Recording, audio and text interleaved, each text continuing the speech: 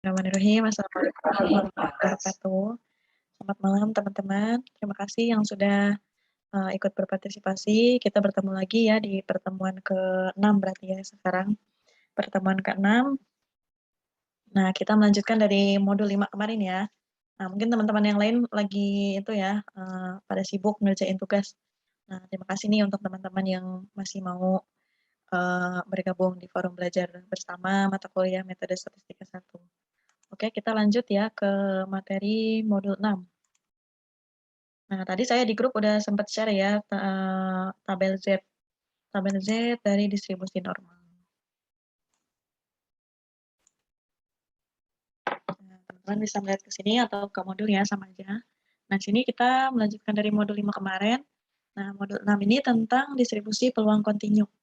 Nah, distribusi peluang kontinu kan ada beberapa ya, ada distribusi seragam, ada distribusi eksponensial, ada distribusi gamma, ada distribusi normal. Nah, ini yang akan kita bahas salah satunya yaitu distribusi normal. Nah, distribusi normal ini kurvanya biasanya seperti ini, kurva normal berbentuk kurva lonceng atau kurva normal. Nah, suatu distribusi acak kontinu X yang mempunyai distribusi berbentuk genta disebut variabel acak normal. Nah, persamaan matematis bagi distribusi peluang variabel acak normal ini bergantung pada dua parameter. Nah, sebelumnya kita juga sudah membahas ya, parameter dari distribusi normal ini yaitu mu dan sigma. Nah, di sini mu dan sigmanya itu merupakan nilai tengah dan sigmanya ini simpangan bakunya. Nah, kalau sigma kuadrat berarti variansinya. Nah, kalau sigma aja berarti simpangan bakunya atau simpangan baku itu akar dari sigma kuadrat atau akar dari variansinya. Nah, ini kita kalau distribusi normal, nah ini kita berpaku sama mu dan ini sigma. Mu-nya itu nilai tengah atau rata-ratanya. Nah, kemudian sigmanya ini adalah simpangan bakunya. Nah, oleh karena itu untuk lambang-lambang ini nilai-nilai fungsi kepadatannya, fungsi kepadatan bagi distribusi normal ini. Nah, ini lambangnya N. Nah, X di mana mu dan sigma. Mu-nya tadi nilai tengah, sigmanya simpangan bakunya. Nah, X-nya ini biasanya fungsi yang kita carinya. Misalkan nanti yang kita cari Px berapa? Px lebih dari 20 atau Px kurang dari 10 atau antara P20 kurang dari X kurang dari 30. Nah, ini X-nya itu fungsinya yang akan kita cari nanti. Nah, kemudian setelah distribusi normal ini, kita lanjut ke kurva normal. Nah, biasanya berbicara tentang distribusi normal, kita akan mempunyai kurva normal. Kurva normal seperti ini. Nah, ini yang berbentuk yang di tengah ini mu. Nah, untuk loncengnya ini itu biasanya sigma kuadratnya atau variansinya atau nanti kita bahas simpangan bakunya. Nah, ini intervalnya dari min tak berhingga sampai tak berhingga.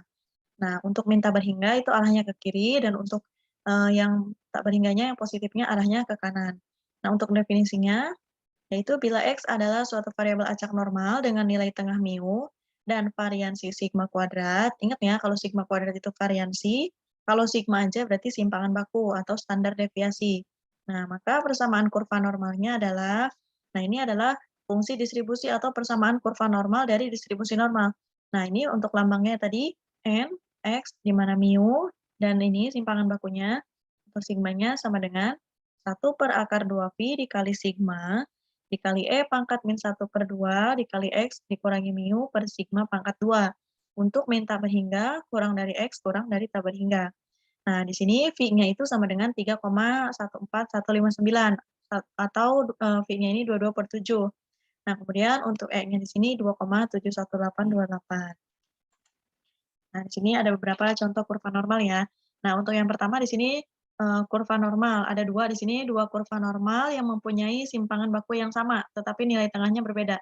Nah, ini perhatikan nilai tengahnya di sini mu1 dan mu2. Nah, ini untuk simpangan bakunya, simpangan baku yang pertama, kemudian simpangan baku yang kedua. Nah, kemudian untuk yang kedua di sini dua kurva normal dengan nilai tengah yang sama, tetapi simpangan bakunya berbeda. Nah, di sini nilai tengahnya sama. mu1 sama dengan mu2. Nah, ini untuk simpangan baku, bakunya ini berbeda. Simpangan baku yang pertama itu lebih lebih muncul ke atas ya. Nah, untuk simpangan baku yang keduanya lebih rendah dari simpangan baku yang pertama. Nah, kemudian ini yang ketiga, dua kurva normal yang mempunyai nilai tengah dan simpangan baku yang berbeda. Nah, ini udah jelas ya, ini jauh banget. Ini yang simpangan baku yang lebih tinggi, nilai tengahnya juga lebih tinggi, yang B itu lebih rendah daripada yang A. Nah, kemudian di sini ada sifat-sifat kurva normal. Yang pertama, kurva-kurva normal berarti yang tadi ya, yang gambar tadi. Yang pertama misalnya modusnya yaitu titik pada sumbu mendatar yang membuat fungsi mendapat maksimum. Nah, terjadi pada X sama dengan mu. Kemudian kurvanya setangkap terhadap suatu garis tegak yang melalui nilai tengah mu. Nah, yang ketiga, kurva ini mendekati sumbu mendatar secara asimptotik dalam kedua arah bila kita semakin menjauhi nilai tengahnya. Kemudian yang terakhir, luas daerah yang terletak di bawah kurva tetapi di atas sumbu mendatar sama dengan 1. Nah, kita langsung ya ke distribusi normal standar. Nah, di sini biasanya untuk menghitung ke modul-modul berikutnya, modul 7 dan berikutnya itu kita akan menghitung tentang hipotesis ya, akan membahas tentang hipotesis. Nah, sebelum membahas hipotesis, kita belajar dulu tentang distribusi normalnya, cara mencarinya. Nah, ini biasanya kita menggunakan transformasi Z. Nah, distribusi yang mempunyai nilai rata-rata 0 dan variansi 1, luas area untuk distribusi normal standar. Nah, disusun dalam sebuah tabel yang dikenal dengan tabel normal standar atau tabel Z yang tadi saya kirim di grup ya. Nah, untuk di modul ada di lampiran. Lampiran halaman untuk tabel Z-nya halaman 9.63. Nah, di modul. Nah, itu untuk tabel Z yang 0,5. Nah, kalau di edisi 1 itu yang dilampirkannya tabel Z-nya yang tabel Z1. Sebenarnya perhitungannya sama, nanti kita bahas ya untuk selanjutnya untuk tabelnya. Nah, dengan tabel ini kita dapat menghitung peluang variabel acak dari data yang berdistribusi normal. Nah, di sini kita gunakan transformasi Z. Jadi kita nggak perlu pakai rumus yang tadi yang ini. Nah, kita nggak perlu pakai rumus yang ini. Ini kan terlalu panjang nih. Nah, kita pakai transformasi Z ini. Transformasi Z dibantu dengan tabel Z. Nah, dari sini teman-teman harus sering-sering latihan ya, supaya bisa membaca tabelnya. Nah, jika data berasal dari sampel, maka kita gunakan ZI sama dengan XI dikurangi X bar per S, atau di sini variansi sampelnya. Nah, kalau ini kita langsung menggunakan, biasanya pakainya yang ini nih, yang atas. ZI sama dengan XI dikurangi mu, dikurangi rata-ratanya, dibagi simpangan bakunya, dibagi sigma. Nah, di sini cara membaca tabelnya.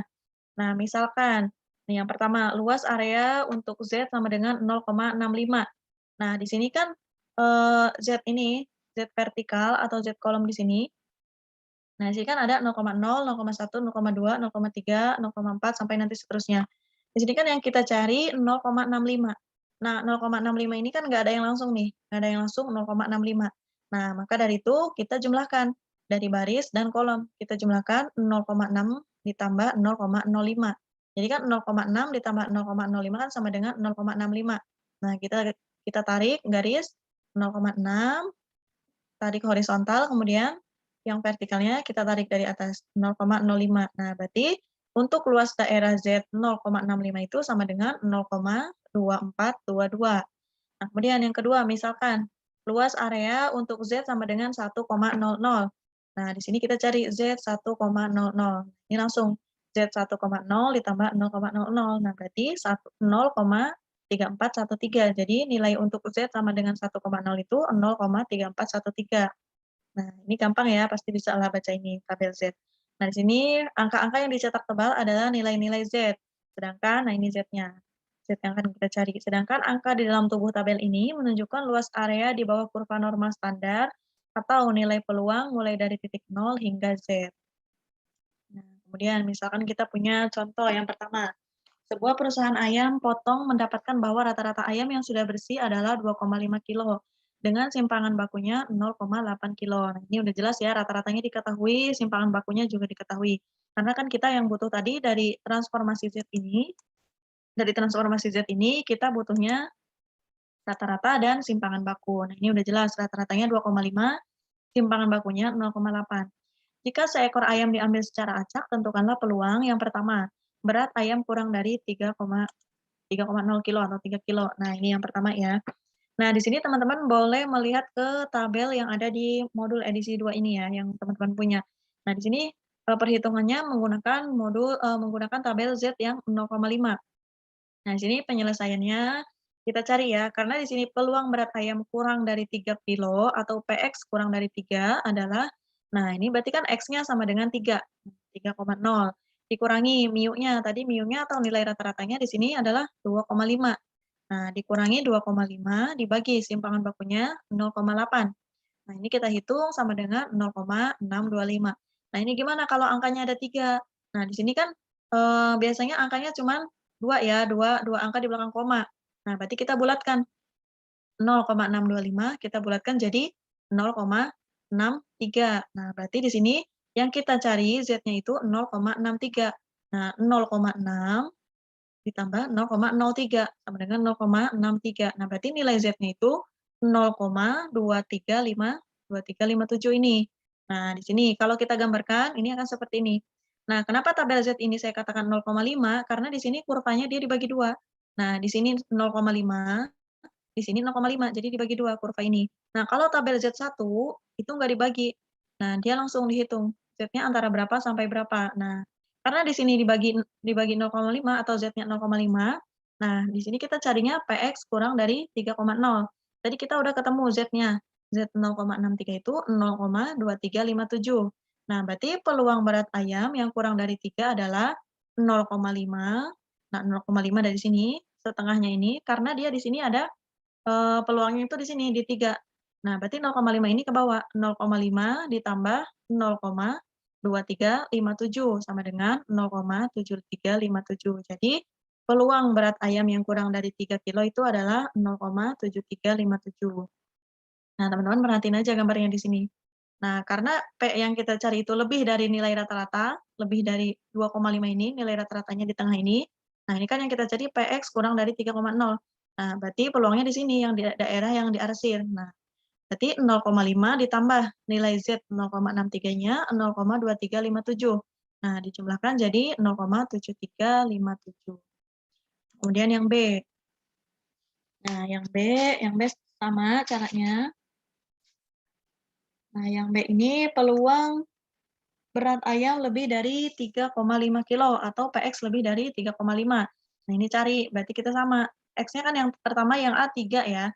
Nah, yang B ini 3,5, sama cara menghitungnya. X dikurangi mu per sigma, atau X dikurangi rata-rata dibagi simpangan bakunya. Nah, itu sama dengan 1,25. Nah, luas area yang kita cari berarti adalah Z sama dengan 1,25. Nah, ini kita cari 1,2 ditambah 0,05, berarti nilai Z-nya itu 0,3944. Nah, ini nilai Z sama dengan 1,25 adalah 0,3944. Nah, luas area yang kita cari yaitu, nah berarti di sini, karena Z-nya lebih dari 3,5, berarti arahnya ke kanan. Nah, ini nggak ke bawah berarti probabilitas yang sebelah kiri ini nggak ke bawah, karena Z-nya lebih besar dari 3,5. Nah, oleh karena itu kita kurangi. Nah, 0,5 yang sebelah sini kita kurangi dengan nilai Z sebelah kanan. 0,5 dikurangi Z-nya 1,25. 0,5 dikurangi 0,3944 sama dengan 0,1056. Karena kita di sini menggunakan tabel Z 0,05, sorry 0,5, nah jadi kita kuranginya 0,5.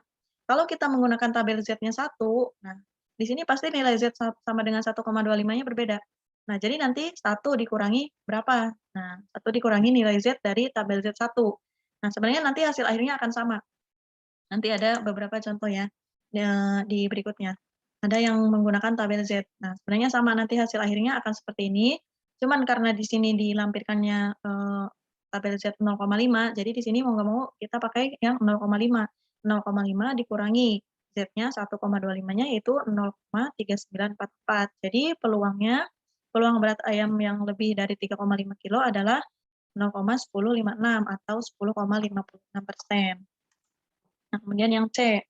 Nah, ini peluang antara ya, peluang berat ayam di antara 2 hingga 2,7 kilo atau P 2,0 kurang dari sama dengan X kurang dari sama dengan 2,7. Jadi antara 2 sampai 2,7 kilo. Nah, berarti di sini kita punya 2 daerah ya. Daerah yang pertama atau Z1-nya itu berarti 2 yang dulu, yang ini yang kecil dulu kita cari 2,0 dikurangi 2,5 dibagi 0,8. Berarti di sini sama dengan min 0,63. Nah, kalau di tabel Z 0,5 ini biasanya nilai negatif dan nilai positif itu sama. Kalau di tabel 1 itu ada perbedaannya, ada yang negatif, ada yang positif. Mungkin teman-teman tadi udah lihat sekilas ya, yang saya kirim tabelnya, ada yang tabel Z untuk 1 itu ada yang negatif dan positif. Nah, di sini karena menggunakan tabel 0,5 berarti kita cari untuk Z1 sama dengan min 0,63. Nah, ini karena di sini 0,5 berarti luas areanya sama. Nah, ini luas areanya sama seperti yang ini, Z sama dengan 0,63. Tadi kita udah cari ya di sini. Z sama dengan 0,63 berarti dia asumsikan sama dengan Z sama dengan min 0,63. Nilainya yaitu 0,2357. Nah, ini untuk yang Z1 sama dengan 2,0. Nah, kemudian untuk luas area yang kedua atau Z2-nya yaitu 2,7. Nah, kita cari juga nih 2,7 dikurangi 2,5 dibagi simpangan bakunya 0,8 sama dengan 0,25. Kita cari lagi luas area untuk 0,25. 0,2 ditambah 0,05 yaitu 0,0987. Nah, kita lihat di sini. Karena peluangnya di antara X sama dengan 2 sampai 2,7, berarti ini ada di antara tengah-tengahnya si mu, di antara tengah-tengahnya si nilai rata-rata. Nah, jadi peluangnya kita tambahkan. Z1 ditambah Z2. Nah, P2 kurang dari sama dengan X, kurang dari sama dengan 2,7, yaitu luas Z1. Luas Z1-nya tadi sama dengan 0,2357 ditambah luas Z2. Luas Z2-nya yaitu untuk Z sama dengan 0,25 yaitu 0,0987. Nah, sama dengan 0,3344 atau 33,44%. Nah, kemudian yang D. Yang D ini sama ya. Peluang berat ayam antara 2,7 hingga 3,0 kilo atau P27 kurang dari sama dengan X kurang dari sama dengan 3,0 kilo. Nah, di sini berarti sama. Kita sama seperti yang tadi ya, dicari dulu yang pertama Z-nya. Z yang pertama untuk 2,7. Nah, untuk 2,7 sama caranya 2,7 dikurangi rata-rata dibagi simpangan baku sama dengan 0,25. Nah, tadi kita udah cari kan yang pertama di sini. Nah, Z untuk 0,25 itu 0,0987. Nah, kemudian untuk Z yang kedua itu 3. 3 dikurangi 2,5 dibagi 0,8 itu 0,63. Nah, ini luas areanya tadi udah kita ketahui juga untuk Z 0,63 itu nilai Z-nya 0,2357. Nah, jadi peluangnya, nah kalau tadi kan yang pertama dijumlah, karena luas areanya, nah yang C ini dijumlah karena luas areanya ini ada di antara mu-nya. Nah, berarti Z1 ditambah Z2. Nah, kalau yang ini luas areanya itu ada di sebelah kanan. Nah, ada di sebelah kanannya si mu, ada di sebelah kanannya nilai rata-rata. Nah, berarti untuk mencari peluang ini, peluang dari 2,7 antara 2,7 sampai 3, berarti kita kurangi. Nah, kita kurangi. Nah, cara menguranginya kita kurangi dari yang terbesar dulu, dari Z2 ini. Nah, Z2 kan tadi nilainya 0,2357 dikurangi nilai Z terkecilnya 0,0987. Jadi peluangnya yaitu 0,137. Ada yang mau ditanyakan? Sebelum ke tes formatif.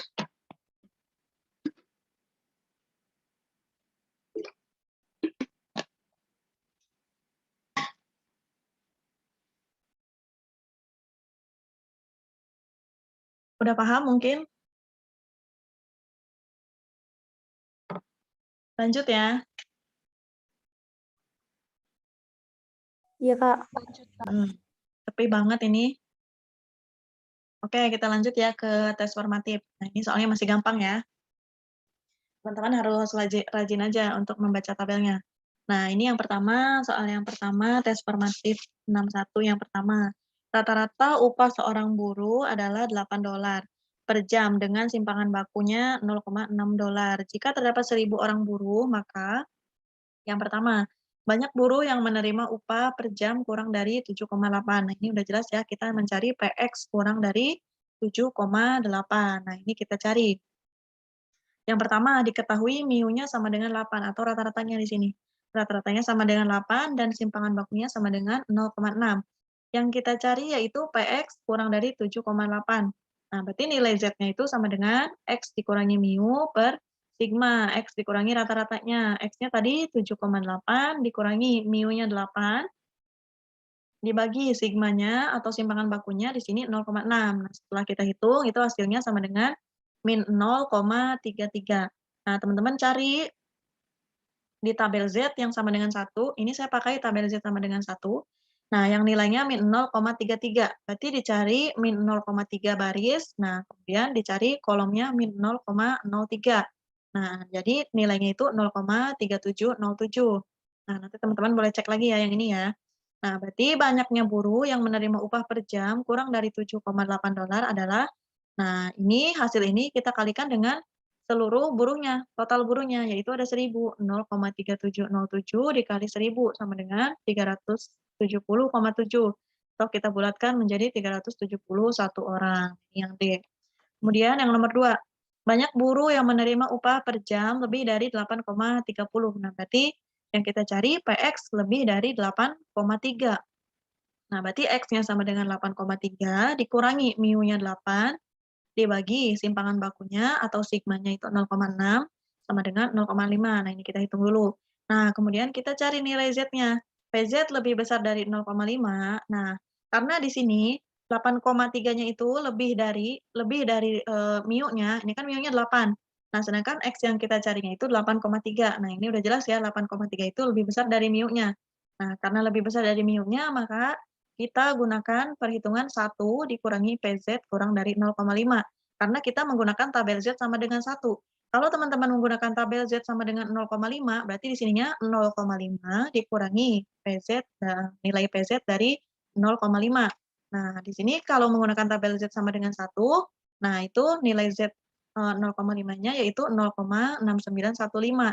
Nah, berarti 1 dikurangi 0,6915 yaitu 0,3085. Nah, ini juga sama. Nah, ini kita cari.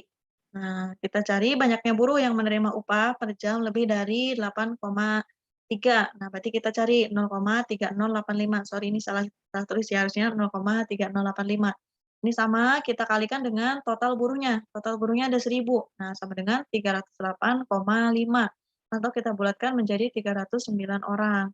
Kemudian yang nomor 3, banyaknya buruh yang menerima upah per jam antara 7,8 sampai 8,3 adalah, nah ini berarti antara 7,8 dan 8,3. Nah, berarti ini ada di antara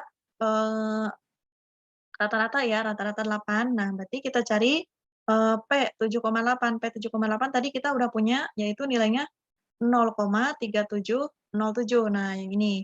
Nah, berarti kemudian yang kedua P 83, 8,3. 8,3 nilai Z-nya ini 0,5 yaitu 0,6915. Nah, berarti kita kurangi.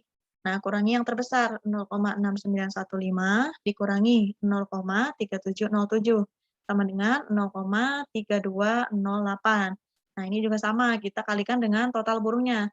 0,3208 dikalikan 1000 sama dengan 320,8 atau mendekati 321 orang. Nah, untuk soal-soal yang lain sama cara pengerjaannya ya. Pada intinya sama. Nanti teman-teman boleh latihan ya untuk soal-soal yang lain. Ada yang mau tanyakan sebelum lanjut?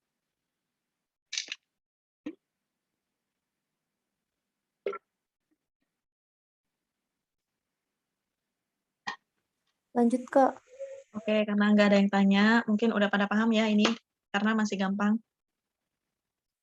Kita lanjut ya ke pendekatan normal untuk distribusi binomial. Nah, distribusi normal ini biasanya kita gunakan untuk menghitung distribusi binomial. Nah, distribusi normal kan sebenarnya variabel acak kontinu, sedangkan binomial itu variabel acak diskrit. Nah, kalau distribusi binomial ini kita punya n-nya besar, nah di sini kan jika n cukup besar, kan kalau distribusi binomial itu parameternya n dan p ya. Nah, n-nya itu nilai totalnya, kemudian p-nya itu peluangnya. Nah, selain P biasanya ada Q-nya itu 1 dikurangi P. Nah, teman-teman boleh buka lagi ke modul-modul sebelumnya. Nah, berarti proses binomial akan mendekati distribusi normal. Nah, jadi kalau kita misalkan punya distribusi binomial, terus N-nya besar di sini biasanya dari mulai 25 itu udah besar ya N-nya. Nah, kemudian distribusi binomial ini kan biasanya kita hitung dengan menggunakan kombinasi. Nah, dari kombinasi ini kalau kita N-nya besar, nah teman-teman pasti akan kebingungan, terus kalkulatornya juga akan nge-hang ya kalau N-nya besar. Kalau kita faktorialkan, nah maka di sini kita gunakan cara untuk menghitung dari distribusi binomial ini kalau N-nya besar, yaitu dengan menggunakan hampiran atau pendekatan dengan distribusi normal. Nah, ini jika X variabel acak binomial dengan rataan mu, nah rataan atau nilai tengahnya atau mu-nya, nah berarti di sini mu-nya untuk distribusi binomial itu adalah N dikali P. Nah, N dikali P dan variansinya atau sigma kuadratnya adalah NPQ, N dikali P dikali Q, maka bentuk limit distribusinya atau pendekatan Z-nya, nah ini sama seperti yang distribusi normal yang tadi yang awal. Z sama dengan X dikurangi mu per sigma, X dikurangi rata-rata dibagi simpangan baku. Nah, di sini kalau tadi kan di distribusi normal itu udah diketahui jelas ya, mu dan simpangan bakunya udah diketahui jelas. Nah, kalau untuk penghampiran ini atau untuk pendekatan ini kita nanti cari dulu nilai mu-nya, kemudian kita cari nilai sigmanya juga. Nah, di sini nilai mu-nya kan N dikali P. Nah, biasanya di soal itu diketahui N-nya berapa, P-nya berapa. Nanti kita tinggal mencari mu-nya. Kemudian kita tinggal cari variansinya berapa, kemudian kita akarkan akan menjadi simpangan baku atau sigmanya di sini. Nah, bila N menuju tak berhingga, maka di sini adalah distribusi normal baku. Nah, distribusi normal memberikan pendekatan nilai probabilitas yang baik terhadap distribusi binomial. Nah, makanya di sini untuk menghitung distribusi binomial untuk N-nya yang besar dan P mendekati 0,5 atau peluangnya mendekati 0,5, bahkan untuk nilai N yang kecil pun, tapi P tidak terlalu jauh dari 0,5, masih diperoleh pendekatan yang cukup baik. Nah, ini adalah salah satu cara kita menghitung untuk distribusi binomial ya, kalau N-nya besar. Nah, kemudian ini untuk N besar. Nah, ini N besar, N lebih besar dari 50, lebih besar dari sama dengan 50. Dan P tidak mendekati 0 atau 1, maka peluangnya di sini P, A kurang dari sama dengan X, kurang dari sama dengan B, sama dengan P dikali A dikurangi NP. Nah, NP-nya berarti di sini mu-nya tadi ya. Nah, A-nya di sini adalah X-nya berapa? Nah, karena di sini misalkan A-nya 20, berarti 20 dikurangi mu-nya, dibagi akar variansi atau sigmanya. Nah, kurang dari sama dengan Z, kurang dari sama dengan B, dikurangi NP, dibagi akar, NP dikali 1 dikurangi P. Nah, kalau teman-teman bingung di sini, udah balik lagi aja ke sini. Nah, balik lagi ke sini, X dikurangi mu per sigma. Mu-nya untuk distribusi binomial itu NP, sigmanya itu sama dengan akar NPQ. Nah, kalau terlalu bingung lihat ini. Nah, kalau untuk N yang sedang atau, di sini sedangnya itu antara 20 sampai 50. Nah, teman-teman di sini untuk yang pertama, yang nilainya paling kecil itu dikurangi 0,5. Nah, kemudian ditambah 0,5. Jadi yang sebelah kiri dikurangi 0,5, yang sebelah kanan ditambah 0,5. Misalkan di sini, A-nya itu 20. Nah, berarti di sini 20 dikurangi 0,5, berarti kan 19,5 dikurangi NP, dikurangi mu-nya. Nah, untuk yang sebelah kanannya berarti 20 ditambah 0,5. Nah, jadi 20,5 dikurangi mu-nya, NP-nya. Nah, untuk ke bawahnya sama, di sini dibagi sigma atau dibagi simpangan bakunya atau standar deviasinya. Nah, jika P kecil mendekati 0 atau besar mendekati 1, maka digunakan pendekatan dengan distribusi Poisson. Ini nanti ya untuk pembahasan selanjutnya. Misalkan di sini ada contoh ya, kita punya contoh. Suatu proses menghasilkan sejumlah produk dengan kemungkinan produk cacat 10%. Nah, berarti di sini peluangnya ya, bila 100 produk diambil secara acak, nah ini 100 produk berarti kan di sini N-nya. Nah, di sini N-nya, di sini P-nya, peluangnya 10%. 10% berarti sama dengan 0,1. Nah, di sini N-nya sama dengan 100, berapakah kemungkinan bahwa terdapat lebih dari 13 produk cacat? Nah, berarti yang kita cari PX lebih besar dari 30. Nah, berarti di sini kita punya, nah ini N-nya 100, P-nya 0,1 dari tadi 10% ya. Nah, kita hitung jadi 0,1. Nah, berarti kita cari mu-nya dulu. Nah, mu-nya tadi kan di sini berarti N dikali P untuk distribusi binomial ya. Nah, N dikali P, 100 dikali 0,1 sama dengan 10. Nah, kemudian untuk sigmanya, untuk simpangan bakunya kita akarkan, akar dari variansi. Nah, akar dari variansi distribusi binomial itu kan N dikali P dikali Q. Nah, N-nya 100 dikali 0,1, Q-nya itu berarti 1 dikurangi P. 1 dikurangi 0,1 kan berarti 0,9. Nah, ini kita akarkan, kita kalikan dulu, kemudian diakarkan, itu sama dengan 3. Nah, jadi kita udah punya mu-nya 10, kemudian simpangan bakunya atau sigmanya itu sama dengan 3. Nah, karena udah punya mu dan simpangan baku, kita masukkan ke nilai Z. Nah, teman-teman ingat lagi tadi di sini. Nah, di sini kita pakai yang A dikurangi 0,5. Nah, berarti X-nya itu 13, karena ini kan X lebih besar dari 13. Nah, berarti 13 ditambah 0,5. Nah, 13,5. 13,5 dikurangi NP atau dikurangi mu-nya. NP-nya berapa tadi? NP-nya 10. 13,5 dikurangi 10 dibagi 3. Nah, sama dengan 1,167. Nah, dari tabel diperoleh kemungkinan Z lebih besar dari 1,167. Nah, teman-teman di sini saya coba kasih 2 tabel ya. Jadi teman-teman nanti bisa bedain, nanti hasilnya akan sama kok, 0,1216. Nah, untuk tabel Z yang pertama, nah ini yang satu dulu ya, tabel Z sama dengan 1. Nah, di sini kan kita cari 1,167, atau kalau kita bulatkan menjadi 1,17 ya. Nah, berarti kita cari di sini 1,1 ditambah 0,07, jadi 1,17. Nah, berarti nilainya 0,8790. Karena kita menggunakan tabel Z sama dengan 1, berarti 1 dikurangi 0,8790 sama dengan 0,121. Nah, atau ini karena, nilainya 4 angka di belakang koma, jadi sampai 0,121. Nah, ini kalau, tabelnya sampai 5 angka di belakang koma akan menghasilkan 0,1216, sama seperti ini. Nah, untuk yang sebelah kanan sini, ini tabelnya untuk yang Z 0,5. Nah, untuk yang Z 0,5 sama kita cari 1,167 kita bulatkan jadi 1,07, 1,17. Nah, di sini kita cari 1,1 kemudian 0,07. Nilainya itu 0,3790. Karena kita menggunakan tabel Z 0,5 berarti ininya kita bukan 1 tapi 0,5. 0,5 dikurangi 0,3790. Nah, ini hasilnya sama, 0,121. Nah, teman-teman mau pakai yang tabel Z sama dengan 1 atau tabel Z sama dengan 0,5 juga boleh, mau yang mana aja, terserah. Nah, kemudian ada contoh lagi. Suatu pabrik pembuat CD menghasilkan 10% CD yang cacat. Nah, ini juga jelas. Nah, berarti P-nya itu 10% ya. Nah, jika 100 CD dipilih secara random, nah berapa probabilitas terdapat yang pertama 8 CD yang rusak. Nah, tadi di sini diketahui misalkan X-nya itu banyaknya CD yang rusak. Nah, kemudian X dari binomial ini N-nya 100, nah kemudian nah ini N-nya 100, P-nya sama dengan 0,1 atau peluangnya 0,1.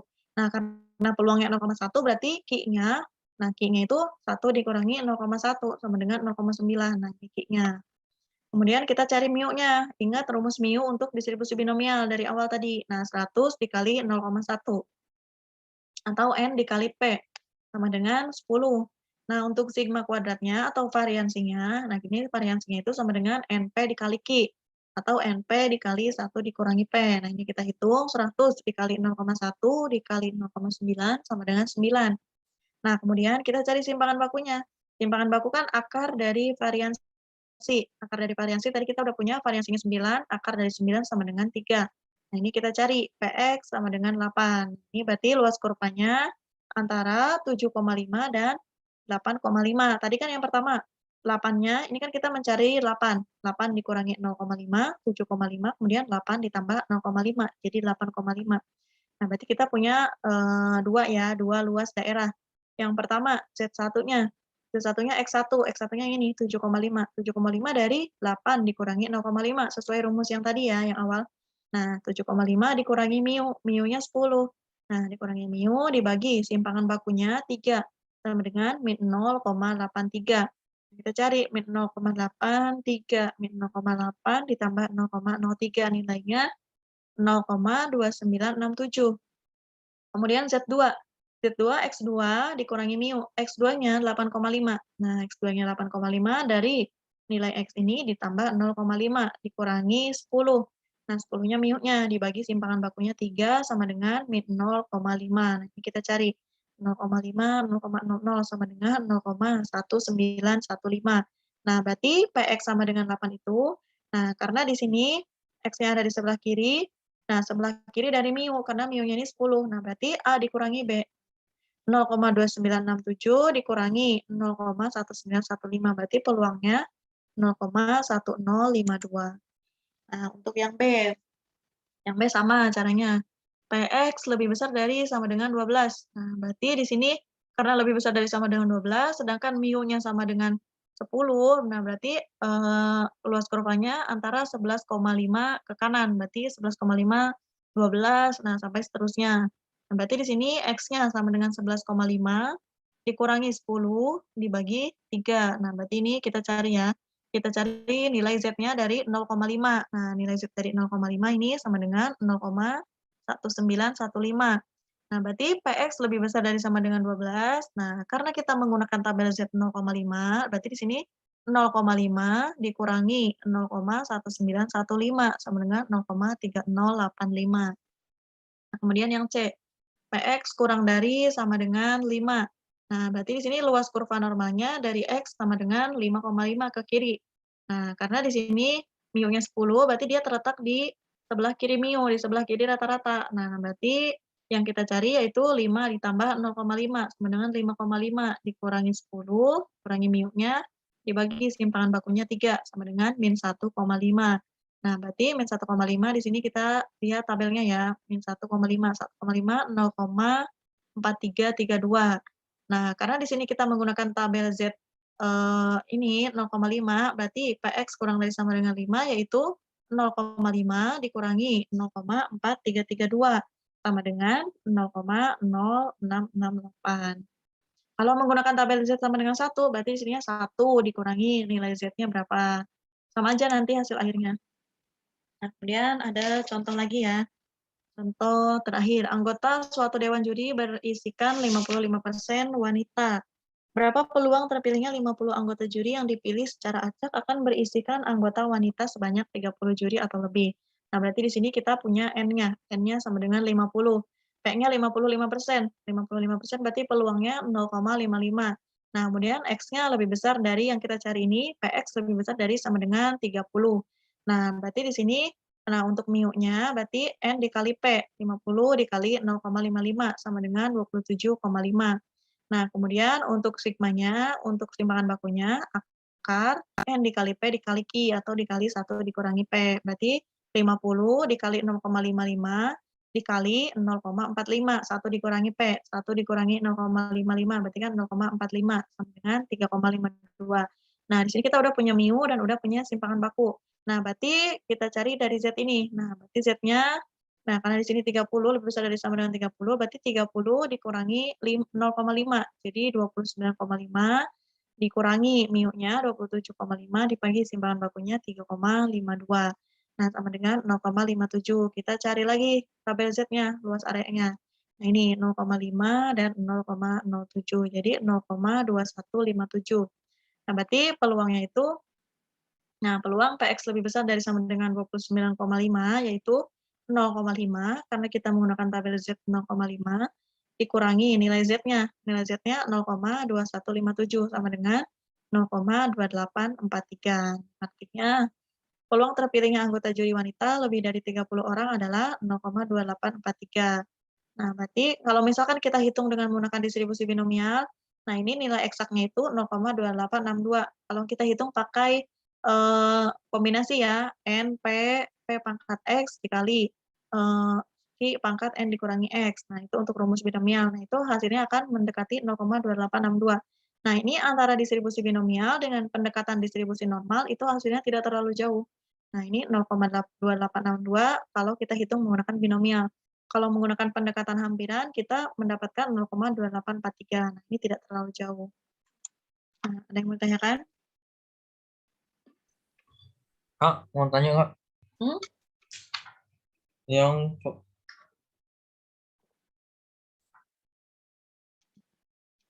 Gimana? contoh yang ke contoh 6.3 kenapa beda dengan contoh-contoh yang lain? Contoh berapa? 6.3. Yang ini? Ya, Kenapa contohnya?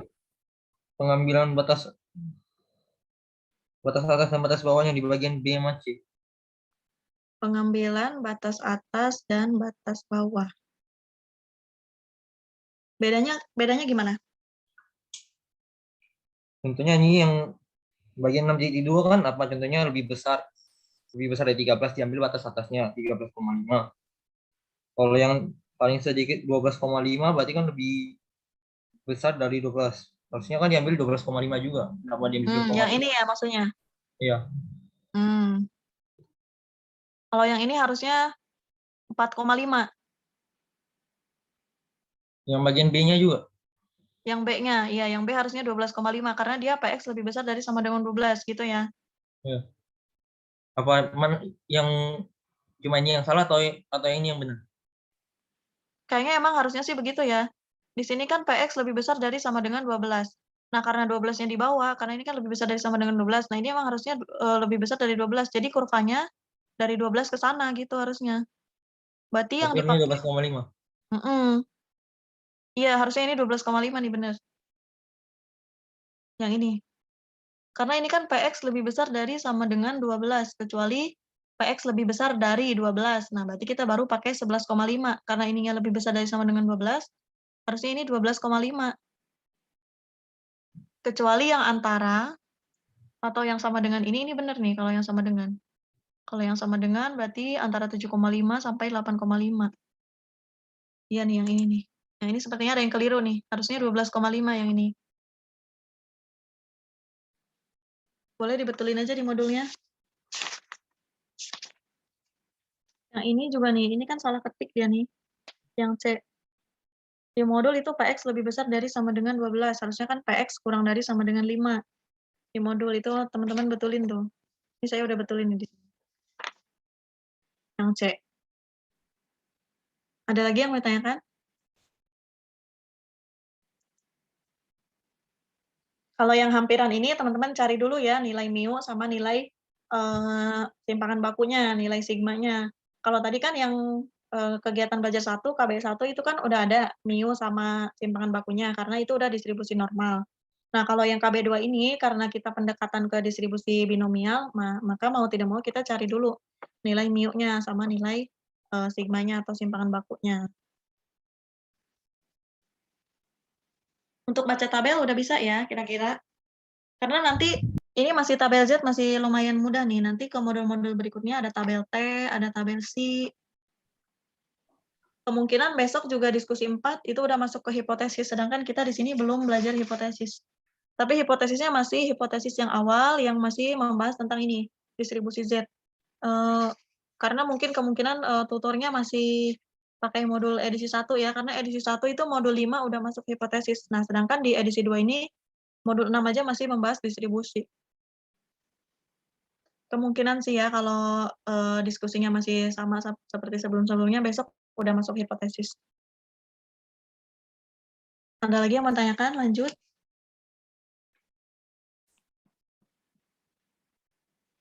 Kita lanjut ya ke tes formatif. Nah, di sini saya bahas beberapa soal aja ya, karena sebenarnya langkah-langkah yang lain, nomor-nomor yang lain juga sama. Nah, di sini tes formatif 62 yang pertama, sebuah uang logam dilempar 400 kali dengan menggunakan hampiran kurva normal untuk menentukan peluang mendapatkan antara dan termasuk. Nah, berarti kan antara dan termasuk, berarti ini udah jelas. Kurang dari sama dengan atau lebih besar dari sama dengan 185 dan 210 muka. Nah, di sini peluang muka. Teman-teman ingat-ingat lagi untuk peluang pelemparan uang, pelemparan koin, uang logam. Nah, berarti peluangnya itu 1/2. Nah, di sini kita punya N-nya sebanyak 400 kali. Bayangin kalau kita ngitung pakai binomial, pakai kombinasi. Nah, pakai faktorial, 400 faktorial dibagi berapa, nah itu kan pasti panjang banget. Nah, makanya kita pakai pendekatan hampiran distribusi normal. Di sini N-nya sama dengan 400, P-nya sama dengan 1/2. Nih P-nya peluangnya. Nah, peluang pelemparan uang koin kan kita punya ruang sampelnya muka dan belakang ya, MB 2. Nah, berarti peluang setiap munculnya muka itu 1/2 dan peluang untuk setiap munculnya belakang juga 1/2. Nah, jadi di sini kita punya P-nya sama dengan 1/2, Q-nya juga 1/2. Nah, Q-nya itu dari 1 dikurangi P. 1 dikurangi 1/2 sama dengan 1/2. Nah, kita cari mu-nya dulu. Mu sama dengan N dikali P. Nah, N dikali P. N dikali P 400 dikali 1/2 sama dengan 200. Kemudian kita cari simpangan bakunya. Nah, di sini simpangan bakunya sigma kuadratnya N PQ sama dengan 400 dikali 1/4 sama dengan 100. Nah, ini boleh teman-teman langsung akarkan di sini boleh. Jadi sigmanya atau simpangan bakunya akar 100 sama dengan 10. Nah, ini kebetulan saya masukkan ke ini ya, ke rumus. Nah, berarti yang kita cari di sini P 185 kurang dari sama dengan X kurang dari sama dengan 210 adalah PX dikurangi mu per sigma. Nah, berarti di sini X yang pertamanya. Nah, di sini saya hitungnya yang lebih besar dulu ya, karena nanti lebih besar dikurangi yang lebih kecil. Teman-teman boleh yang 184,5 dulu boleh. Nanti tetap yang dihitung, yang dikuranginya itu nilai terbesar dulu dikurangi nilai terkecil. Nah, ini saya pakai yang 210. Nah, berarti yang 210 kita tambah 0,5. Nah, karena ini kan yang terbesar. Tadi kan rumusnya PA kurang dari sama dengan X, kurang dari sama dengan B. Nah, yang PA-nya ini, yang A-nya itu berarti kan 185, kita kurangi 0,5. Jadi 184,5 dikurangi mu-nya 200 dibagi akar variansi atau sigma-nya atau simpangan bakunya. Akar 100 sama dengan 10. Nah, ini untuk yang B-nya. Nah, 210, ini kan X-nya 210 ditambah 0,5 dikurangi 200 dibagi akar 100 sama dengan, nah ini PZ lebih besar, PZ kurang dari sama dengan 1,05 dikurangi PZ kurang dari sama dengan 1-1,55. Nah, ini saya pakai tabel yang Z sama dengan 1. Nah, untuk 1,05 itu nilainya 0,8531. Kemudian untuk yang min 1,5 Z-nya itu nilainya 0,0606. Nah, ini kita tinggal kurangi aja, yang terbesar dikurangi yang terkecil sama dengan 0,7925. Ada ya jawabannya yang B. Nah, kemudian yang nomor 2 lanjutannya dari nomor 1. Nah, ini yang ditanyakan PX sama dengan 205. Nah, tadi kan kita udah ada tuh contoh yang PX sama dengan 8, berarti kita punya X1 yang pertama. Nah, 205 dikurangi 0,5 sama dengan 204,5. Nah, kemudian yang X2-nya kita jumlahkan 205 ditambah 0,5 sama dengan 205,5. Jadi yang kiri dikurangi, yang kanan ditambah 0,5. Nah, untuk luas yang pertama, Z1 yang pertama, nah ini X dikurangi mu, X yang ini 205,5. Ini teman-teman boleh ya kalau mau Z1-nya yang 204,5 dulu boleh. Kalau yang Z2-nya mau Z1 tukar juga boleh. Tapi tetap nanti di akhir, nah kita kuranginya nilai yang terbesar ya, terbesar dikurangi yang terkecil. Nah, karena nilai peluang itu kan nggak boleh negatif. Nah, saya di sini pakainya yang nilai terbesar dulu ya. 205,5 dikurangi mu-nya 200, dibagi variansinya, dibagi akar variansi, dibagi sigma, dibagi simpangan bakunya akar 100 bagi 10. Nah, kita punya PZ sama dengan 0,55. Nilai Z sama dengan 0,55, lihat di tabel itu 0,7088. Kemudian luas daerah yang kedua, Z2-nya. Z2-nya 204,5 dikurangi 200 per akar 100. Nah, berarti di sini PZ sama dengan 0,45. Z untuk 0,45 itu nilainya 0,6736. Nah, kemudian yang kita cari PX sama dengan 205. Kita kurangi nilai Z-nya 0,7088 dikurangi 0,6736, hasilnya 0,0352. Ada ya jawabannya yang C. Kemudian yang nomor 3. Nah, yang nomor 3 ini berdasarkan soal nomor 3, tentukan peluang kurang dari 176 atau lebih dari 227 muka. Nah, berarti ini kita carinya satu-satu ya, ini bukan antara, ini satu-satu. Yang pertama kurang dari 176, nah kemudian yang kedua lebih dari 227. Nanti dari situ, karena ini atau, nah atau ini kan sebenarnya definisi dari gabungan ya, nanti kita tambahkan dari luas yang pertama, luas daerah yang pertama dari PX kurang dari 176, ditambah luas yang kedua, PX lebih besar dari 227. Nah, ini sama kita cari, PX kurang dari 176. Ini berarti kita kurangi 0,05. Jadi 175,5 dikurangi 200 dibagi sigma atau dibagi akar variansinya 100. Nah, kita punya di sini sudah kita hitung sama dengan min 2,45. Kita cari Z tabelnya. Z tabel min 2,45 yaitu 0,0071. Nah, untuk yang X lebih besarnya kita hitung juga nih. Z2 sama dengan X dikurangi mu per sigma.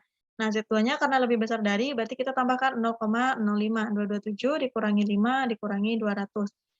Nah, dibagi akar variansi, akar 100. Nah, berarti kita punya, karena ini lebih besar, kita karena menggunakan tabel Z sama dengan 1, 1 dikurangi nilai Z dari 2,75. Jadi ini kita hitung, itu Z-nya sama dengan 2,75.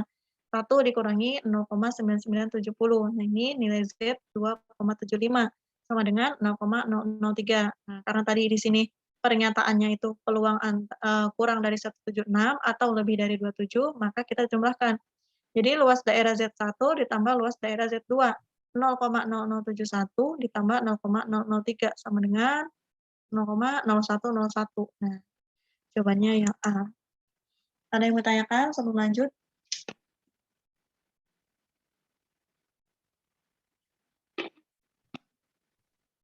Lanjut ya, ini karena mungkin masih gampang ya. Gampang apa sulit nih pada diam?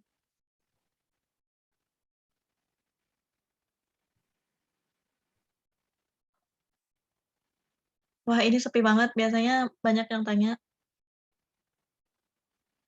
Oke, kita lanjut aja ya. Takutnya teman-teman juga buru-buru mau ngerjain tugas, mau lanjut ngerjain tugas. Jadi kita percepat aja ya. Nah, untuk yang KB3 ini ada distribusi eksponensial. Nah, distribusi eksponensial ini sebenarnya jarang dipakai ya kalau di metode statistika 1. Biasanya yang dipakai itu yang distribusi normal tadi, yang tabel Z tadi. Nah, kalau yang eksponensial ini sebenarnya jarang dipakai. Malah yang eksponensial ini biasanya dipakai kemarin di pengantar probabilitas. Nah, di sini distribusi eksponensial itu berhubungan dengan distribusi Poisson. Distribusi Poisson itu digunakan untuk menghitung jumlah kejadian selama jangka waktu atau selang tertentu. Nah, untuk variabel acaknya berupa jangka waktu yang memiliki distribusi eksponensial. Nah, ini teman-teman boleh buka modul sebelum-sebelumnya. Misalkan kita mempunyai XT, yaitu variabel XT mengikuti distribusi Poisson, parameternya itu lambda. Nah, di sini lambda itu menyatakan rataan banyaknya kejadian persatuan waktu. Nah, berarti waktu sampai kejadian sukses yang pertama atau T1 ini mengikuti distribusi eksponensial dengan parameternya beta. Nah, berarti di sini menyatakan rataan waktu antar kejadian, di mana lambda sama dengan 1 per beta. Nah, tadi kan di sini lambda itu parameter untuk distribusi Poisson. Nah, sedangkan di sini lambda untuk distribusi eksponensial itu sama dengan 1 per beta. Nah, atau biasanya kita pakainya juga 1 per lambda juga bisa ini untuk rata-ratanya ya. Untuk rata-rata distribusi eksponensial itu biasanya 1 per lambda. Nah, di sini fungsi dari T1 dapat diturunkan dengan menggunakan fungsi distribusi Poisson. Nah, jadi distribusi yang ini kita bisa menurunkannya dengan distribusi Poisson. Nah, biasanya ini pakai integral ya. Nah, XT dalam distribusi Poisson berarti jumlah kejadian sukses dalam interval T. Nah, sementara T1-nya ini menyatakan waktu sampai terjadinya sukses. Maka T1 lebih besar dari T. Artinya, dalam waktu tersebut tidak ada kejadian sukses, sehingga PT1 lebih besar dari T. Nah, kalau kita mencari nilai ini, PT1 lebih besar dari T, maka PXT sama dengan 0, atau rumusnya itu E pangkat min lambda T. Nah, ini. Jadi nanti biasanya diketahui lambdanya, T-nya juga diketahui. Kita tinggal masukkan aja ke rumusnya. Nah, sedangkan kalau kita mencarinya kurang dari sama dengan, PT1 kurang dari sama dengan T, maka yang kita hitung itu 1 dikurangi E pangkat min lambda T. Nah, dari fungsi distribusi kumulatif ini, kita bisa menemukan fungsi distribusi eksponensial dengan mengganti T1 dengan X. Nah, ini biasanya Px lebih besar dari 2 misalkan. Berarti di sini 1 dikurangi E pangkat min lambdanya berapa, berarti dikali 2. Ini bisa diganti dengan X ya, T-nya, kalau untuk distribusi eksponensial. Nah, di sini distribusi eksponensial. Nah, ini untuk fungsi distribusinya. Fungsi distribusinya teman-teman bisa lihat lagi ke modul-modul sebelumnya ya.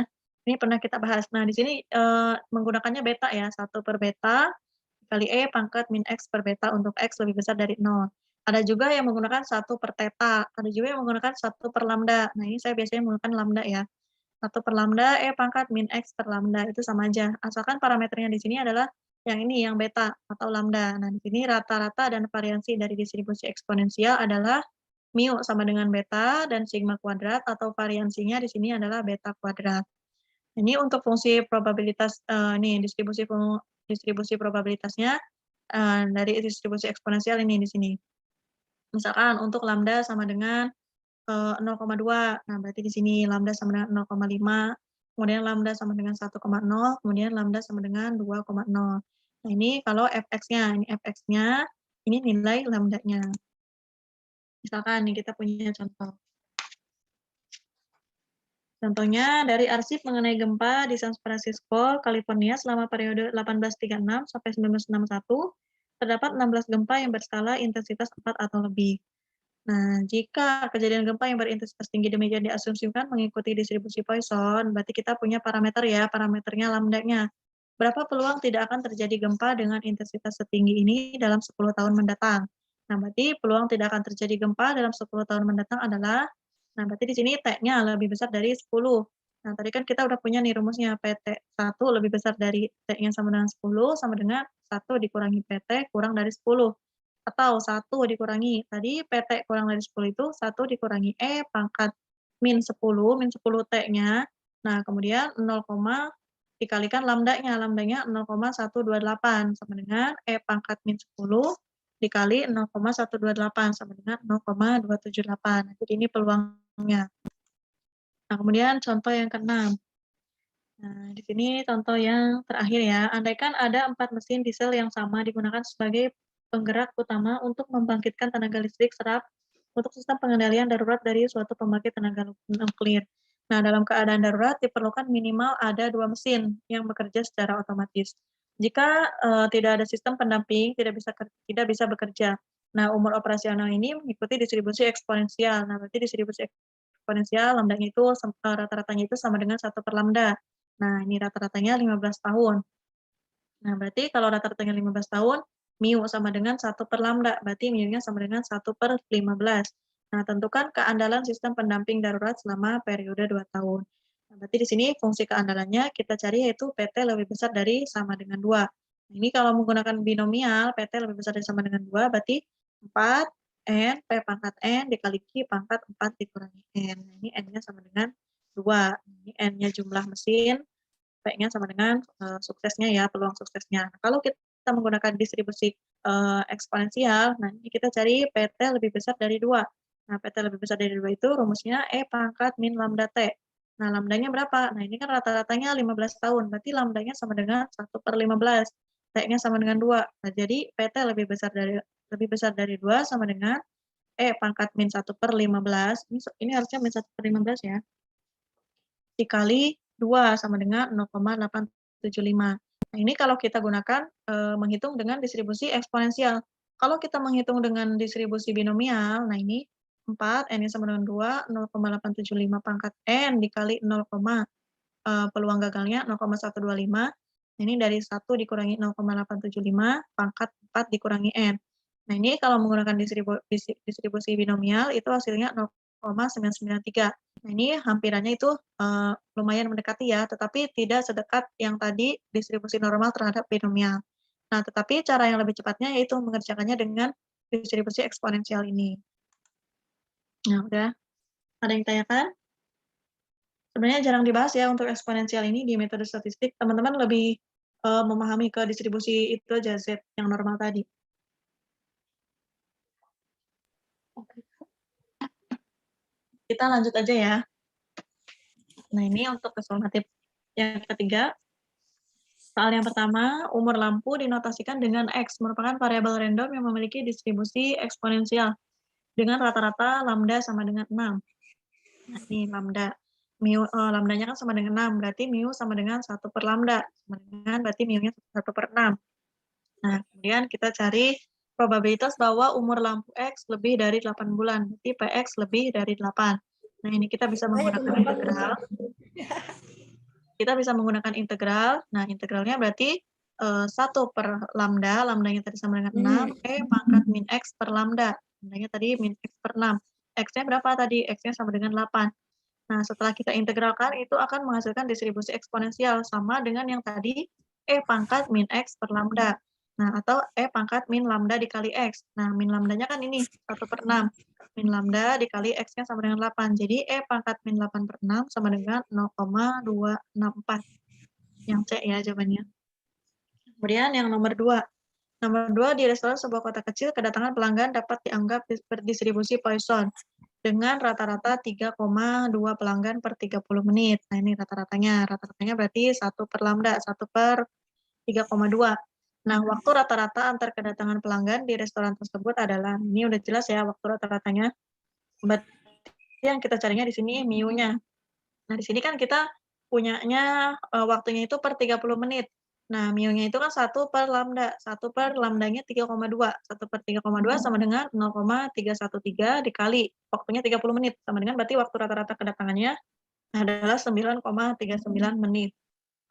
Nah, kemudian yang nomor 3, dari soal nomor 2, probabilitas bahwa antar kedatangan pelanggan ada selang 1 jam atau kurang.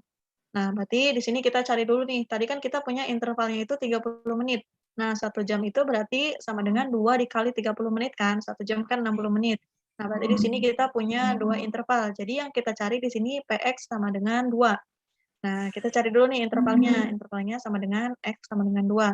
Jadi yang kita cari PX kurang dari sama dengan 2. Di sini kan probabilitas kedatangan pelanggan ada selang 1 jam atau kurang. Nah, berarti PX kurang dari sama dengan 2. Jadi teman-teman jangan ngitung PX kurang dari sama dengan 1 ya, karena di sininya 1 jam. Nah, karena di sini kita berbicaranya satuan waktunya 30 menit, nah berarti kita 1 jamnya itu ganti dulu ke menit. 1 jam itu berapa? 2 kali 30 menit. Jadi X-nya sama dengan 2. Nah, berarti PX kurang dari sama dengan 2 sama dengan 1 dikurangi E pangkat min lambda T. Nah, lambdanya yang tadi tetap ya, 1 dikurangi E pangkat min 3,2. Nah, ini distribusi Poisson. Lambdanya sama dengan 2 dikali T-nya sama dengan 2. 1 dikurangi E pangkat min 3,2 dikali 2 sama dengan 0,998. Jawabannya yang A. Ya, nomor 4. Dari soal nomor 2, probabilitas bahwa 2 pelanggan datang dengan selang waktu kedatangan 15 menit atau lebih. Nah, ini jangan terkecoh juga, karena di sininya berbicara 15 menit, jadi langsung aja PX lebih besar dari 15. Jangan. Nah, di sini kita balik lagi ke satuan waktunya, 30 menit. Nah, 15 menit ini kan berarti setengahnya dari 30 menit, atau setengahnya dari interval yang diketahui. Nah, berarti 15 menit ini sama dengan setengah, atau 0,5 interval. 0, dikali 30 menit kan sama dengan 15 menit.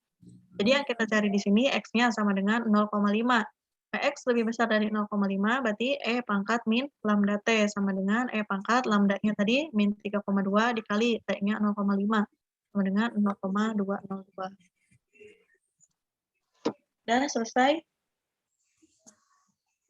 Masih gampang kan? Ini soalnya masih diketahui mu-nya, diketahui sigma-nya, tinggal dihitung sesuai rumus. Nah, nanti kalau udah masuk ke distribusi sampling, oh, modul 7 ternyata masih distribusi sampling. Belum masuk hipotesis. Ada yang bertanyakan? Modul 7 KB2 ternyata udah masuk proporsi hipotesis. Ada yang bertanyakan? Ini sepi banget.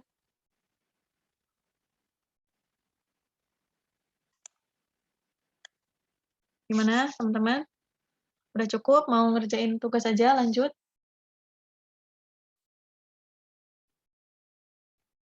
Tugasnya masih gampang, kan?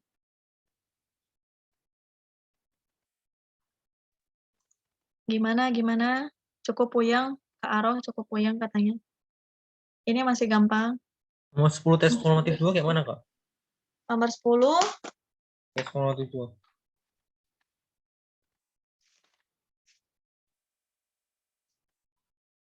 nomor 10. Nomor 10. Nomor 10 kayaknya saya ngitung tapi nggak ketemu deh jawabannya. Saya ketemu, Kak. Nomor Berapa? Boleh tuh di-share, kasih tahu temannya. lewat WA. Yang A, P-nya 0,8 ya? Iya. Hmm. Di WA ya, Kak. P-nya 0,8. Oke. Oke, 0,8. Terus berarti Q-nya 0,2 ya? Q-nya 0,2. N-nya berapa? N-nya itu 100. N-nya 100.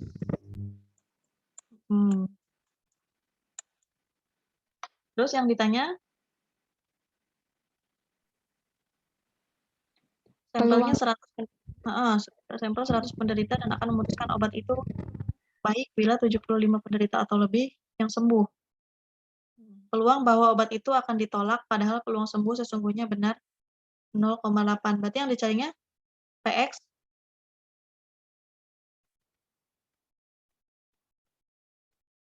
lebih dari 75.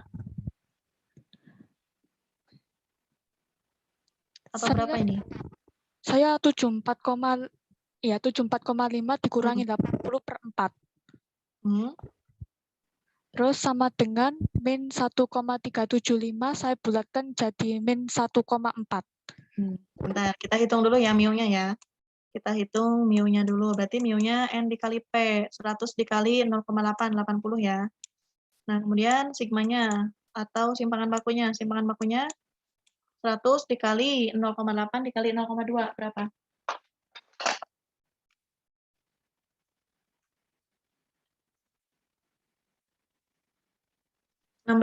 Ketemu 80. Terus sigmanya ini? Oh, sigmanya ketemu 4. Sigmanya berapa? 4. 4. Oke. Akar dari 16 ya tadi ya sigmanya ya.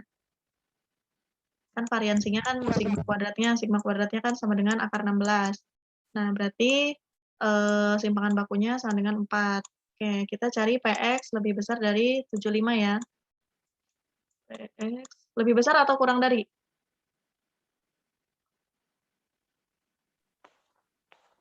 Ayo, kira-kira lebih besar atau kurang dari? Saya kalau ini masih bingung, cuma tadi nemunya 74,5. Nah, berarti kalau 74,5 itu kurang dari. PX kurang dari 75. Karena kan tadi dihitungnya pakai 74,5 kan? Iya, Kak. 74,5 dikurangi 80 dibagi 4. Berarti Z-nya berapa?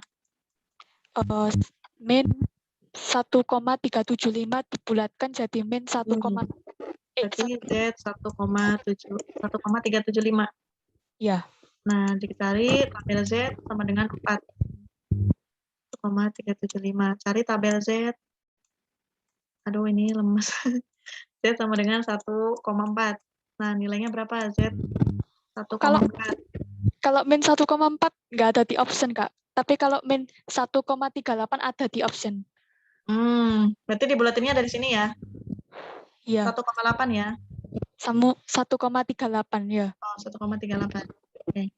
Berarti di sini dibulatinnya jadi 1,38. Nah, pakai tabel Z-nya yang mana? Yang 1 apa yang 0,5? Tabel Z-nya itu min 1,3 sama 0,08.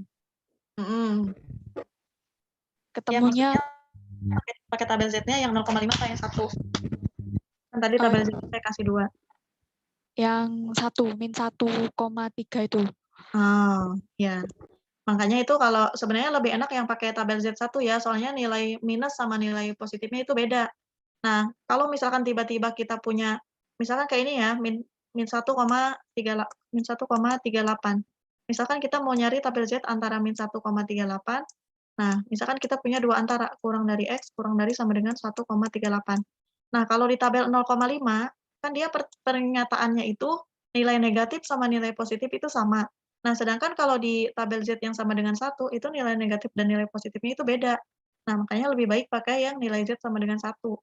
Nah, tapi mesti diingat kalau misalkan yang lebih besar dari, kan 1 dikurangi, misalkan P lebih besar dari 5, PX lebih besar dari 5. Berarti kan kita nyarinya 1.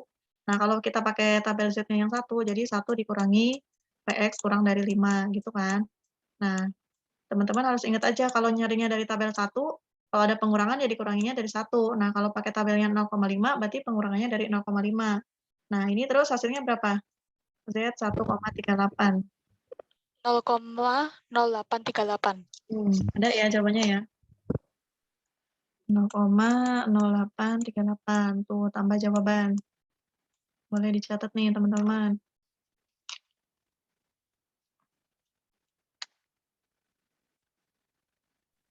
Kak, yang tes formatif 1 nomor 7 itu gimana itu, Kak? Nomor 7. Nah, Formatif 1 itu.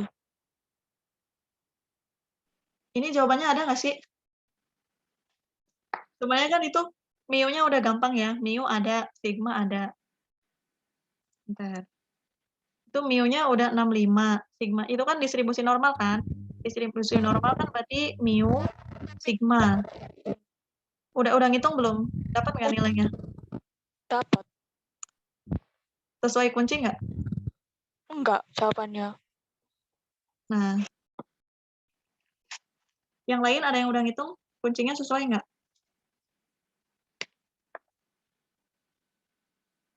Yang lain, gimana yang lain?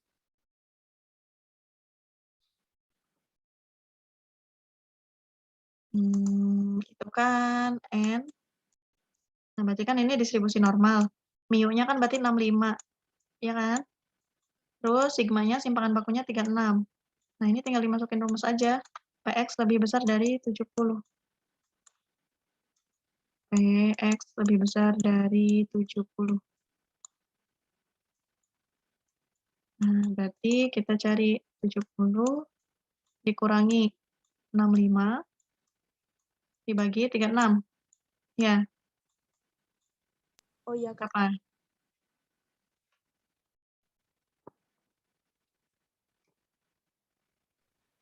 Nol koma 138. 0,138. 0,138. Nah, ini coba cari tabel di tabel 0,138. Yang tadi ya? 0,138 mah yang tadi kan? Kalau yang tadi itu 1,38. Kalau yang ini? Oh iya benar. Kalau ini ada nolnya ya. 0,138. Itu Berapa nilai di tabelnya berapa? dibulatkan jadi 0,14 nggak sih, Kak? Bisa. Iya, jadi 0,14. 0,14-nya itu sama dengan 0,5557 sih. Z 1,4. 0,14 ya, sorry ya. 0, tuh nggak bisa rapi. 0,14 itu berapa? 0,5 0, 3 kali.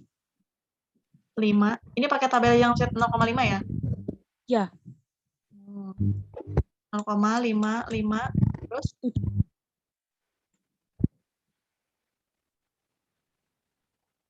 7, Kak. 0,55.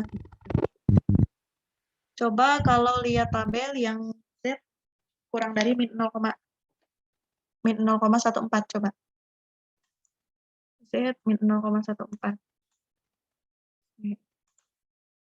Z min 0,14 min 0,1 0,4052. Iya, nggak ada sih jawabannya, susah. Padahal itu jelas banget diketahui mu-nya, diketahui sigma-nya. Jadinya nggak sesuai ya. Jadi jawabannya yang mana itu, Kak? Hasil Nggak ada akhirnya. nanti. Ini kan udah ngitung hasilnya segini, 0,557. Iya, lihat di tabel itu. Heeh. Yang lain ada yang udah ngerjain belum? Kalau udah ngerjain terus dapat hasilnya, boleh kasih tahu temennya.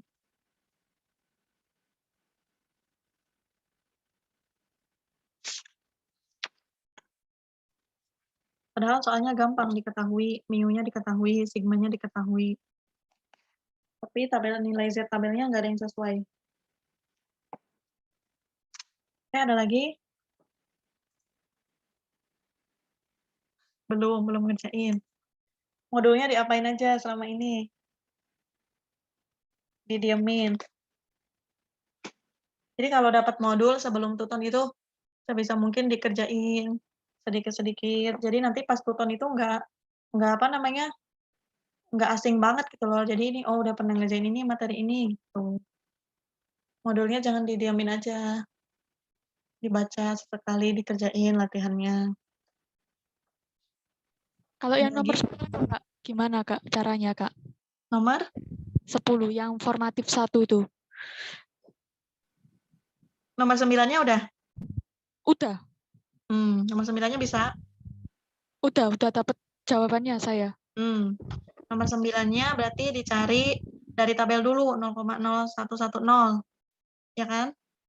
Oh iya, Kak, sudah nemu jawabannya ini.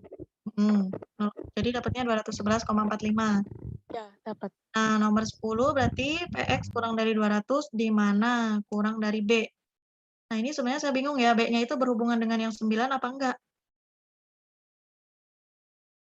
Saya aja bingung, Kak.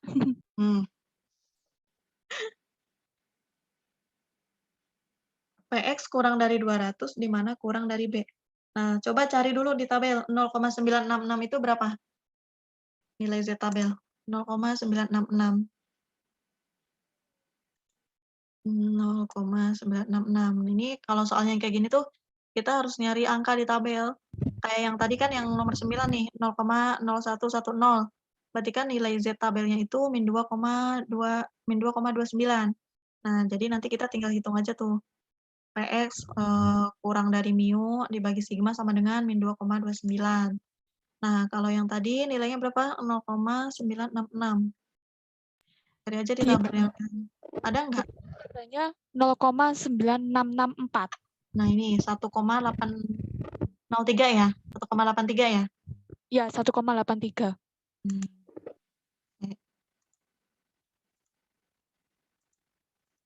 1,83. Berarti kita punya Z 1,83 sama dengan 0,996. 9964 ya dia ya. Iya, Kak. Nah, ini kita misalin aja dulu lah, nggak apa-apa. Nah, ini dia X-nya maunya berapa? X dikurangi 200. Di mana kurang dari B. Nah, ini X-nya aja saya bingung ya, maksudnya dia itu apa?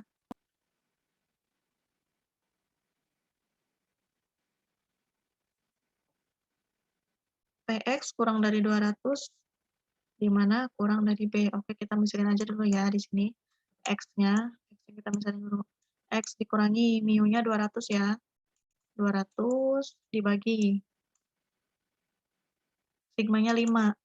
Nah, berarti sama dengan nih untuk 0,996 ya.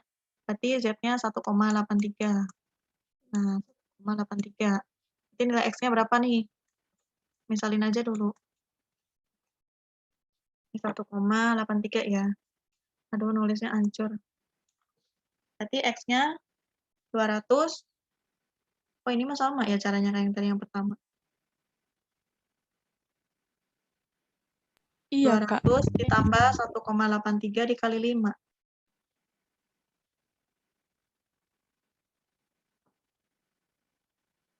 $209,15. Iya, saya nemu 215. 209,15. Nah, coba sekarang dari 200, kan dia PX kurang dari 200, di mana kurang dari B. X-nya itu nilai X-nya itu dikurangi 200, terus dia kurang dari B. Nah, gimana tuh, bingung. Kalau 200 dikurangi 209,15 kan berarti 9,15 ya. Kalau kita misalin nih, P, X dikurangi 200, di mana kurang dari B. Nah, di sini kita misalin X-nya itu 209,15. Kita kan nyari nilai B-nya nih. Tadi kan B, kalau yang nomor 9 kan gampang ya. B-nya 211,45. Nah, kalau yang ini, kalau kita misalin X-nya itu 200 dikurangi 209,15, berarti kan sama dengan nilai B-nya itu kemungkinan 9,15. Benar nggak? Ada nggak 9,15? Nggak ada tip opsi, Kak. Nggak ada ya? Nggak ada. Ya udahlah, kalau nggak ada, nggak usah musingin diri sendiri. Ya udah, Kak. Makasih, Kak. Ya. Ada lagi? Kak mau tanya, tes formatif 2 nomor 11 itu maksudnya yang lebih besar dari 75 ya? X-nya. Sebentar. Nomor 11. Tes formatif 2, nomor 11. Ya. Tadi kan nomor 10-nya udah ketemu ya, yang tadi ya. Peluang bahwa obat itu akan diterima badan pemerintah, padahal peluang sembuh hanya 0,7. Oh, berarti di sini P-nya ganti lagi ya. Kalau yang atas kan P-nya 0,8. Nah, yang nomor 11 P-nya 0,7 gitu. Berarti rata-ratanya 0,7 jadinya. Berarti rata-ratanya dihitung lagi. Rata-ratanya jadi Kalau yang atas 0,7. kan rata-ratanya 80%. Jadi Oh, yang enggak, 11 enggak. Enggak, benar.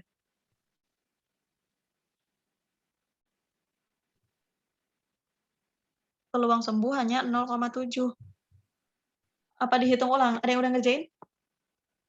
Saya, Kak, udah, Kak. Bisa? Mu-nya ketemu 70.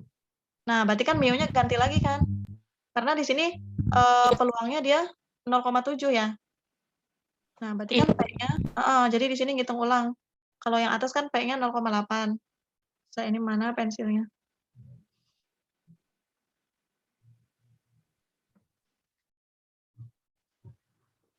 Jadi itunya dicari lagi. Jadi berarti P-nya 0,7. Balik lagi nih dari awal. 0,7. Terus Q-nya 0,3 ya. Q 0,3. N-nya tetap ya. N-nya tetap berapa? 100 ya. Iya, Kak, tetap. Ini 100. Nah, karena di sini kan peluangnya 0,7. Berarti yang dicarinya di sini yang P 0,7. Jadi yang soal nomor 11 itu melihat cuman si nilai N-nya aja. N sama dengan 100. Peluangnya tetap kita hitung ulang lagi nih. Nilai mu sama sigmanya. Berarti mu-nya 0,7 kali 100, 70 ya. Nah, terus nilai sigmanya, timbangan bakunya akar 100 dikali 0,3 dikali 0,7. Berapa? Saya nemu 4,6 Kak. Kok mu? Sigmanya. Sigmanya berapa tadi? 0, Hasil akhirnya itu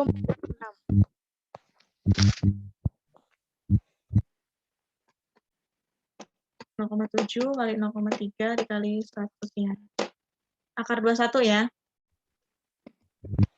ya. Akar 21 4,58. Buletin aja. Benar nggak? Iya benar, dibulatkan jadi 4,6. Jadi 4,6. Dibulatinnya satu angkanya. Nah, ini sigmanya. Hilang lagi nih. Sama dengan ini sigma kok gini nulisnya. 4,6 ya. Nah, jadi ini dihitung ulang mu sama sigmanya. Karena tadi kan peluangnya 0,7. Nah, berarti kita tinggal nyari X-nya lebih besarnya sama ya, 75 ya Mas Ian ya? Iya, sama. Berarti cuma yang peluangnya aja yang 0,7. Nah, berarti PX lebih besar, kurang dari ya. PX kurang dari 75. Kurang dari 75 sama dengan 74,5. Nah, berarti tadi kan kalau yang nomor 10 kan mu-nya 80. Nah, yang sekarang mu-nya 70. Dikurangi mu-nya 70, dibagi sigmanya 4,6. Nah, berarti berapa nih nilai Z-nya? Dengan Ini itu Z-nya harusnya berapa? lebih besar, Kak. Kan diterima. Ya, Bukannya lebih besar, 75. tadi kan di awal kita kurang dari. Yang ini juga kurang dari. Bukannya lebih besar dari 75. Kalau lebih dari nanti nilai Z-nya nggak akan sama. Kalau lebih dari kan nanti harus dikurangi di tabel Z-nya.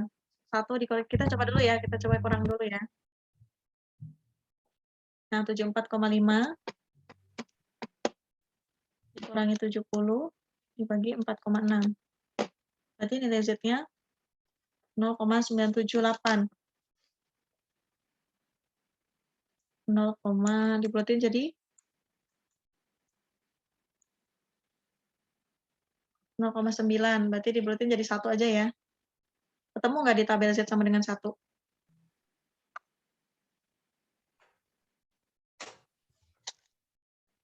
Z sama dengan 1 berapa coba? 0,341.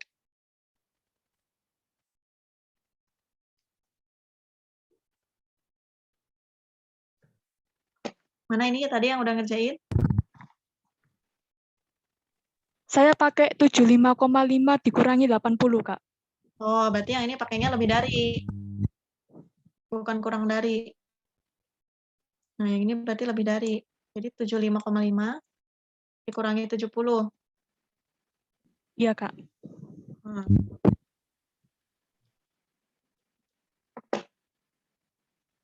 Jadi 1,2 ya. Sama dengan min 0,98. 75,5 dikurangi 70 dibagi 0,6. Iya, jadinya min 0,98. Z-nya min 0,98. Iya. Nilai Z-nya? Nilai Z-nya 0,1635. Ada jawabannya? Ada. Bentar. Min 1, min 0,98 ya. Min 0,9, min 0,08. Oh iya, 0,1635. 5,5 per 4,6 itu hasilnya 1,2, Kak. Iya ya, ini kalau dikurangi tuh hasilnya jadinya 1,19 dibulatin jadi 1,2. Nah, ini benar tadi saya harusnya kurang dari nih, X kurang dari 75, jadi di sininya 74,5. Coba deh hitung lagi. Kalau pakainya 75,5 itu hasilnya Z 1,12. Itu Nah, min kalau 75,5 min 0,98, Kak. Ada minnya itu. kok min? Iya, min. Enggak, 75. maksud saya yang 75,5, kalau kamu pakai 75,5 nih, itu hasilnya bukan 0,98 Z-nya. Hasilnya 1,19 dibulatin jadi 1,2. Coba hitung lagi, benar? Oh iya, sebentar ya.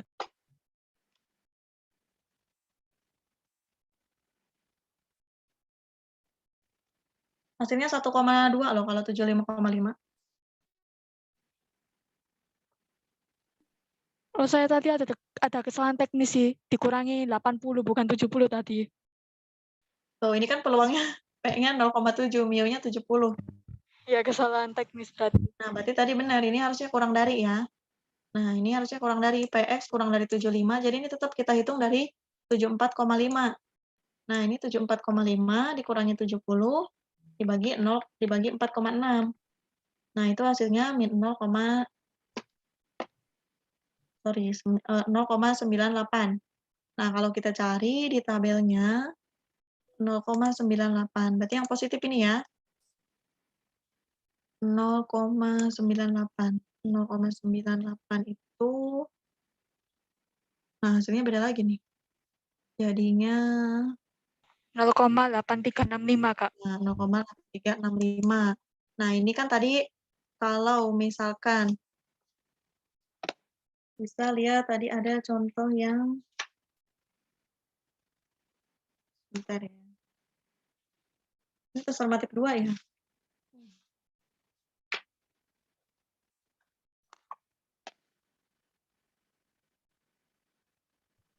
Nah, jadi hasilnya jadi beda lagi nih.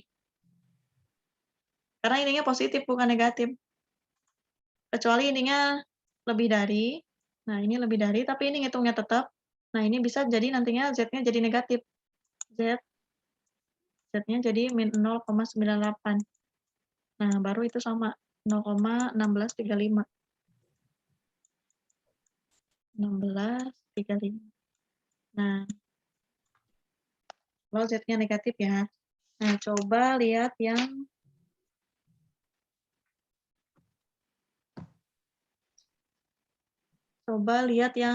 halaman 6.14 yang nomor 4. Nah, itu PX lebih dari itu bisa jadi PZ kurang dari negatif. Nah, itu sama aja. Nah, jadi ini yang positif kita bisa jadi negatif nih. Kalau untuk yang lebih dari. Berarti hasilnya 0,1635.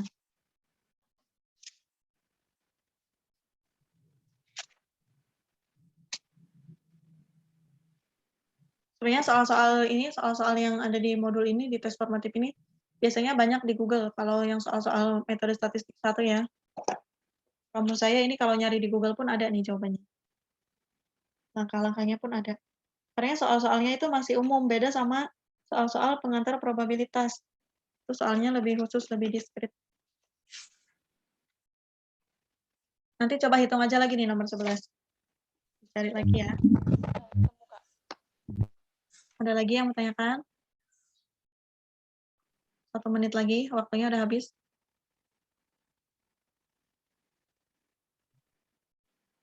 Sudah cukup mungkin ya.